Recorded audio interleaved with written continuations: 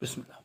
Vous êtes en retard. Foudroyant la jeune femme du regard, Gallagher Cole retira la main posée sur l'écouteur et reprit sa conversation interrompue.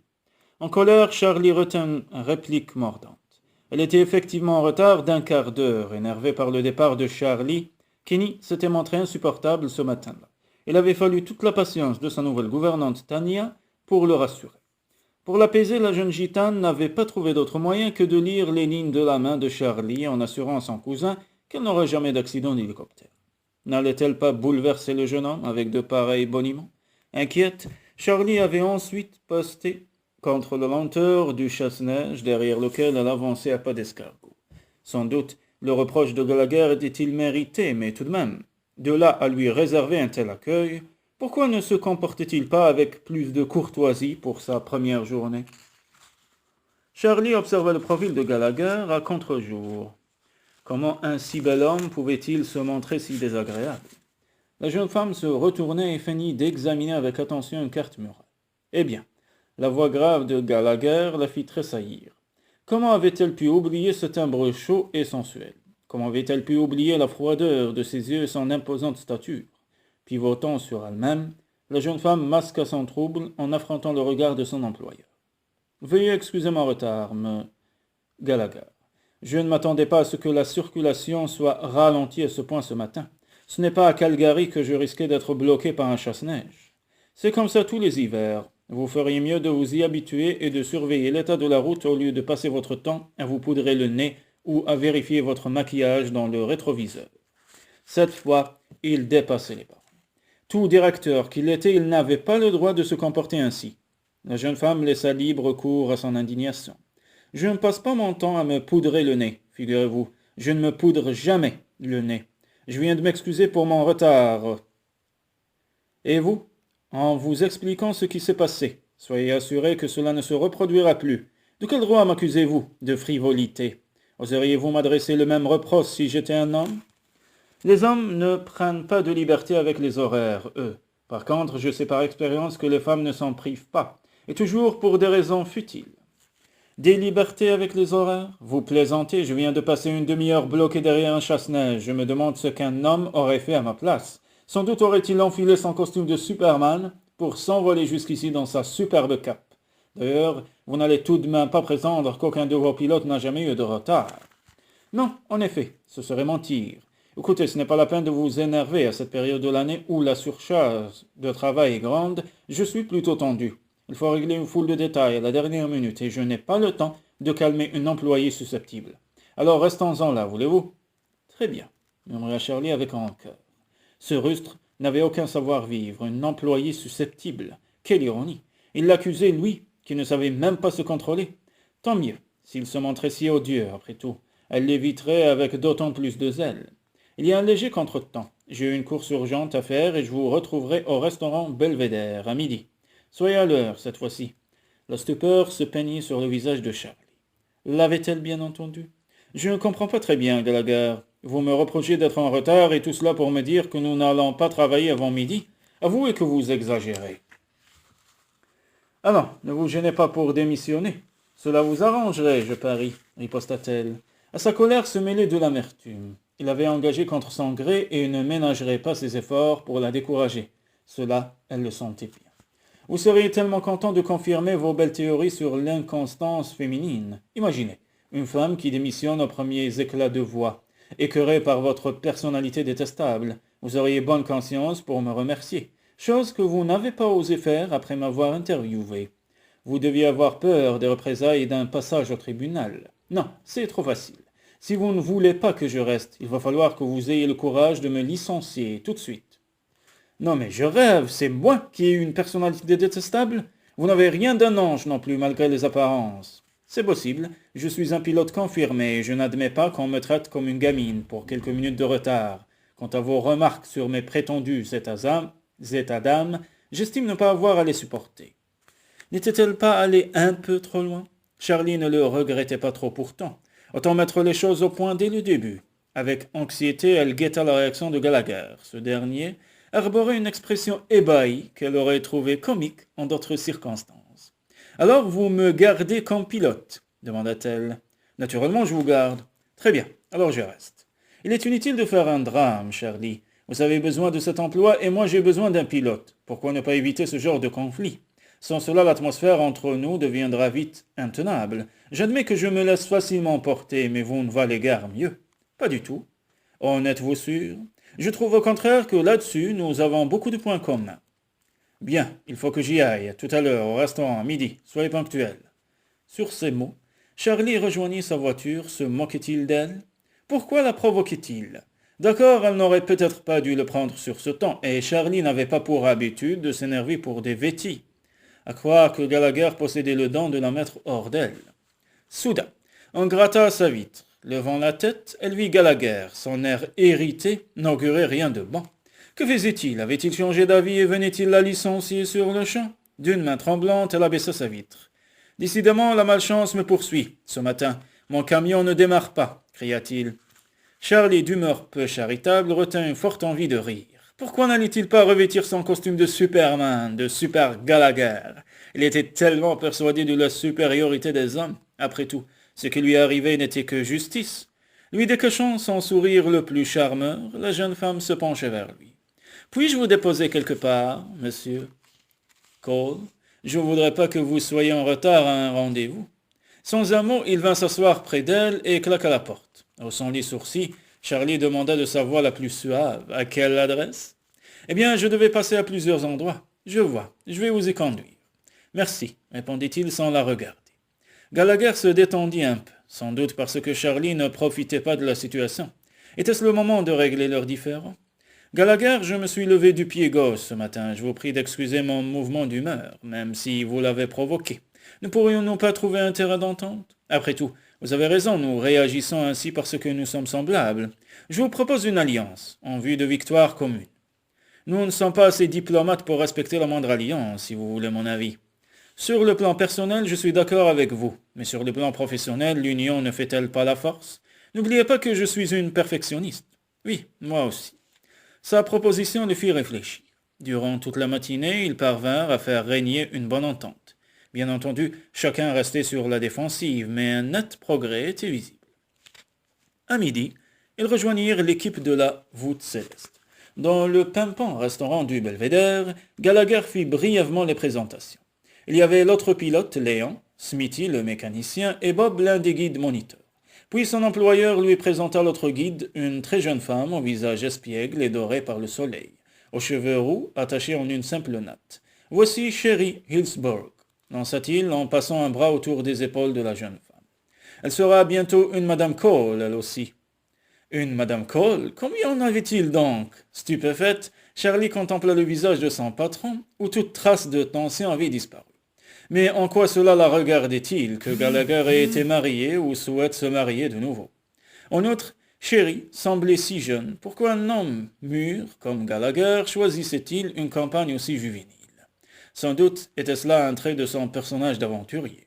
Chassant ses pensées, Charlie s'assit à côté de la jeune femme et se concentra sur les indications données par Gallagher. « Il est vraiment adorable, n'est-ce pas » murmura Sherry à son oreille. « Adorable? Gallagher Cole !» Décidément, Sherry était non seulement jeune, mais très naïve. Plutôt que de répondre, Charlie esquissait un sourire. En pensée, elle songeait aux qualificatifs qu'elle aurait employés pour décrire Gallagher. Arrogant, autoritaire, entêté, insensible, misogyne, oui, mais certainement pas adorable. La voix de Gallagher la fit soudain tressaillir. « Charlie, Léon vous montrera nos divers points d'atterrissage cette semaine. Vous aurez l'occasion de profiter de sa longue expérience dans nos montagnes. Léon fait partie de l'agence depuis sa création. » Sans plus s'attarder, Gallagher reprit ses explications. « Nous divisons les passagers en 3 groupes, selon leur niveau de ski. L'hélicoptère les dépose les uns après les autres en haut des pistes, de façon à pouvoir embarquer le premier groupe dès que le 3e est lâché en haut. Cette semaine, nous nous entraînerons tous les jours avec Sherry et Bob, de façon à minuter nos parcours. » En parlant, le visage de Gallagher s'animait. Il aimait son travail, c'était une véritable passion. Pendant un instant, Charlie oublia sa rancune et se laissa aller à l'admiration. Oui, malgré son abominable caractère, elle le respectait pour son enthousiasme. Il nous faudra penser à tous les cas de figure qui pourraient survenir. En outre, je n'accepterai aucune erreur. Pas de débutants dans le groupe des skieurs avancés. Pas d'attente en bas de piste. Pas de déjeuner refroidi à cause du retard. Nos clients doivent même oublier que toute cette organisation est nécessaire pour leur bon plaisir. Je crois vous avoir déjà vu dans le rôle du shérif dans Bonanza, lança Chéri, mais vous étiez moins effrayant que maintenant. Gallagher, à la grande surprise de Charlie, éclata de rire. Ainsi, il tolérait l'impertinence quand elle venait de sa future femme. Cette dernière n'était guère intimidée par son regard noir. Oui, je dois paraître un peu excessif, mais c'est parce que je suis aussi exigeant avec vous qu'avec moi-même, et que j'ai un but très précis, celui d'avoir la meilleure agence de ski en héliportage au monde. Passant la main dans ses boucles brunes, Gallagher se tut un instant, mesurant le silence grave de l'assistance, puis il reprit. N'oubliez pas que notre clientèle vient de très loin, aussi bien d'Europe que du Japon. Ces gens-là veulent se distraire et nos problèmes internes ne les concernent absolument pas. Au contraire, ils doivent avoir l'impression que tout marche comme sur des roulettes. Les quelques heures qu'ils passent avec nous doivent se dérouler dans une atmosphère de détente totale. Suis-je bien clair? Encore une fois, la qualité du service et notre disponibilité sont les conditions indispensables au succès de la société. Ses yeux cherchèrent ceux de Charlie et la jeune femme lui adressa un sourire. Elle se félicitait de faire partie de ce petit groupe. Quelle différence avec le gigantissime de la firme qu'il employait auparavant. Voilà, s'exclama Gallagher.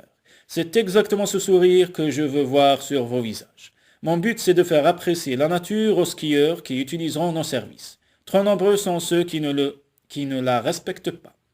L'équipe l'écoutait en silence, sensible à l'aura qui émanait de leur directeur. Pourquoi donc Gallagher prenait-il tant de risques, héliportant des centaines de touristes en haut des Rocheuses, dans un appareil valant plus d'1 million de dollars?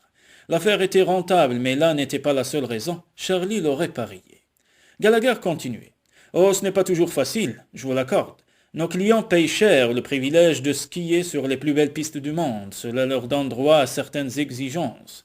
Et lorsque le temps est mauvais, il faut savoir les contenter autrement. En pareille circonstance, tout le monde met la main à la pâte pour atteler les chevaux de traîneau, organiser des promenades en ski de fond, et nous n'abandonnons pas nos clients à leur chambre d'hôtel. Le soir, nous organiserons des dîners-spectacles ici ou à l'hôtel Snuggles. Nous les emmenons danser dans un nightclub où nous nous retrouvons chez moi pour faire griller des marrons dans la cheminée, ou encore pour faire des promenades en traîneau au clair de lune. Chacun de nous a un rôle à jouer. Vous êtes beaucoup plus que des pilotes ou des guides de ski. Vous êtes des compagnons de vacances et je vous demande à tous de participer à ces activités en dehors de vos heures de travail. Charlie s'assombrit soudain. Comme elle aurait aimé participer à ces soirées, mais comment faire, qu'il n'y supportait déjà très mal de la voir partir le matin, elle ne pouvait pas en plus le laisser seul le soir. Une sourde tristesse étreignit la jeune femme. Il fallait qu'elle explique sa situation à Gallagher. Comprendrait-il ce que son cousin représentait pour elle? La plupart des gens se montraient indifférents ou hostiles, pourvu que Gallagher soit compréhensif. C'est tout pour aujourd'hui, déclara-t-il. Des questions? L'équipe se sépara et Charlie s'approchait de Gallagher lorsque ce dernier lança. Attendez une minute, Charlie. J'ai l'impression que vous ne vous attendiez pas à tout cela. C'est vrai, ce travail de pilote me plaît beaucoup. En revanche, je ne peux pas participer aux autres activités que vous évoquiez. Le sourire de Gallagher mourut sur ses lèvres. La trêve serait-elle terminée? Charlie espérait de tout cœur qu'il n'en viendrait pas à s'affronter. Lui dévoiler sa vie privée lui répugnait. Charlie était très discrète et n'avait pas l'habitude de parler d'elle. Connaissant Gallagher, elle redoutait le pire. Écoutez, si c'est très important pour vous, il vaudrait mieux que vous cherchiez un autre pilote, murmura-t-elle. L'incident était clos depuis ce matin, non? Je ne reviendrai pas là-dessus. Quand je vous ai engagé, j'étais au courant de vos obligations familiales. Ne me dérangez pas, parce que j'ai plus besoin d'un pilote que d'une animatrice. Il faut simplement voir si vous vous intégrez bien à notre équipe. Pourquoi ne pas nous donner une période d'essai de 3 mois? Si fin décembre vous ne vous êtes pas acclimaté, ou si moi je ne suis pas satisfait de vous, nous rompons notre contrat. Qu'en pensez-vous? Charlie hocha la tête. Son intuition était donc juste. Son employeur n'avait aucune envie de la voir en dehors des heures de travail. Il reprit. Je voulais vous parler d'une autre chose, tout aussi importante, sinon plus. Il y a parfois des inconvénients à ce métier. Non, ce n'est pas parce que vous êtes une femme, rassurez-vous. En fait, il faut que vous sachiez que lorsque vous estimerez que le temps est trop mauvais pour piloter l'hélicoptère, je vous laisse seul juge, même si les clients menacent de partir le jour même. Et à ce propos, je dois vous expliquer d'où ils viennent. Seulement 20% sont canadiens et 40% américains. Les autres arrivent des différents pays d'Europe et du Japon. Nous les classons en 3 groupes. D'abord, les personnes âgées qui ne cherchent pas à prouver leur talent de skieur et se contentent de skier l'après-midi. Ils viennent essentiellement pour se détendre. En général, ils sont très agréables avec tout le monde. Ensuite, il y a le genre cadre dynamique, les pires. Ceux-là sont à la recherche du grand frisson. Ils veulent brûler les étapes, prennent mal le moindre conseil, ils ne savent pas se détendre en dehors de leur travail. Je n'ai rien dit diplomate, murmura Charlie. J'ai eu l'occasion de m'en apercevoir. Enfin, nous avons la 3e catégorie, les fous du ski. Ils ont économisé pour venir ici et c'est le rêve de leur vie. Ce sont de bons skieurs, de vrais sportifs et dans la mesure où vous les laissez apprécier chaque minute de leur séjour, ils sont contents. Avec eux, pas besoin de diplomatie, sinon je ne vous aurais pas engagé. Notre première entrevue s'est mal déroulée, c'est vrai, reconnut Charlie. On peut dire qu'il y avait de l'orage dans l'air. Pourquoi le rire chaud et sensuel de Gallagher remplit-il la jeune femme d'Aise? Cela la rendait d'un seul coup plus vulnérable, moins inaccessible. En effet, c'est justement ce qui m'a décidé. Vous savez vous défendre, Charlie, et même si c'est une qualité qui ne me plaît guère chez une femme, cela vous sera très utile ici. Vous en aurez parfois besoin. Une remarque qui plongea Charlie dans la perplexité. D'un geste machinal, elle rejeta en arrière une lourde mèche de ses cheveux. Fasciné, Gallagher l'observait. S'il s'imaginait qu'elle prenait plaisir à être agressive, il se trompait.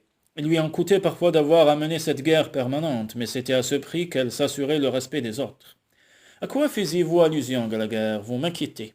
Certains risquent de ne pas apprécier de voir une femme aux commandes de l'hélicoptère. À vous de vous imposer. Ils doivent savoir que vous êtes seul maître à bord.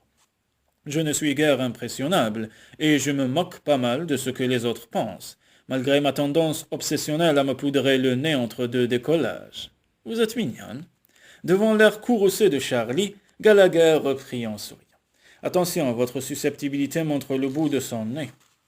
Je ne suis pas mignonne, Gallagher, en tout cas pas plus que vous n'êtes mignon. Bon, vous êtes vraiment à part, Charlie.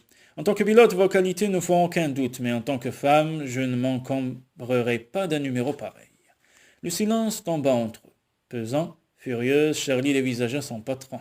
Rassurez-vous, je ne risque pas de vous importuner, Gallagher. Je laisse ce soin à vos admiratrices, et vous avez exactement le genre de discours que je déteste. À vous entendre, les femmes n'auraient d'autre but dans l'existence que de se glisser dans votre lit. Eh bien, j'adore quand vous êtes en colère. Désarçonnée, elle se tut. Gallagher lui avait tendu un piège et elle s'y était jetée à pieds joints. Je ne vous comprends pas, Gallagher. Pourquoi avez-vous investi $1 million pour faire un travail si difficile? Vous auriez pu faire fructifier votre argent sans jamais avoir à travailler, et mener une existence oisive sur les plages de Floride ou dans les palaces de Monaco. Je me vois mal en train de boire du whisky à longueur de journée, assis dans une chaise longue. C'est un point de vue extrême, mais je sais ce que coûte l'entretien d'un hélicoptère et d'une équipe de plusieurs personnes. Malgré les tarifs élevés que payent les skieurs, le ski en héliportage n'a jamais rapporté des millions. Vous avez peur de vous retrouver au chômage économique? Pourquoi cette expression fermée? Cet homme était une véritable énigme. Agréable un moment, antipathique la minute qui suivait, quelle raison le poussait à maintenir sa société à bout de bras? Mon entreprise est tout à fait solvable et nous gagnons bien notre vie. Pour l'instant, je ne vois pas ce qui vous inquiète, Charlie. Vous êtes mon pilote, jusqu'en décembre. Et en ce qui concerne la rentabilité de la société, elle m'intéresse seulement dans la mesure où je peux continuer. Gagner de l'argent n'a jamais été mon but dans la vie. D'autant que je n'ai jamais possédé $1 million. Cet hélicoptère est un héritage. Une lueur de souffrance assombrit son regard clair. Si fugitive que Charlie crut l'avoir rêvé. Vous voulez dire que quelqu'un vous a légué un hélicoptère? Murmura Charlie ébahi. Oui, un hélicoptère, un rêve. Gallagher se leva, le regard perdu dans ses souvenirs. Sa voix adoucie parvint dans un murmure aux oreilles de la jeune femme. Il y a bien des façons de combattre la mort.